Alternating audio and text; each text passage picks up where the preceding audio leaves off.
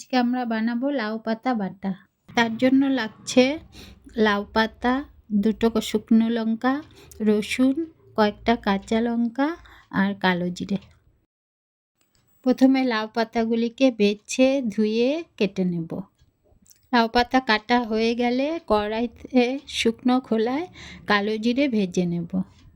এবার কড়াইয়ে তেল দিয়ে শুকনো লঙ্কা ভেজে কাঁচা লঙ্কা আর রসুন দিয়ে দেব। লঙ্কা আর রসুন ভাজা হয়ে গেলে লাউ পাতাগুলো দিয়ে দেব। এবার নুন হলুদ দিয়ে পাতাগুলোকে ভেজে নেব।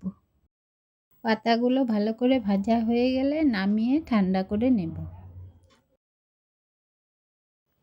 এবার শিলনোড়ায় কালো জিরেগুলো দিয়ে পাতাগুলো দিয়ে একসঙ্গে বেটে নেব।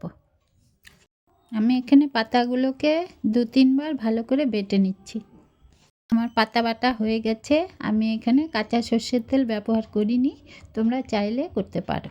আজকের আমার রান্নাটা তোমাদের কেমন লাগলো কমেন্টে জানিও। এরকম নতুন নতুন রান্না পেতে আমার চ্যানেলটিকে সাবস্ক্রাইব করে দিও।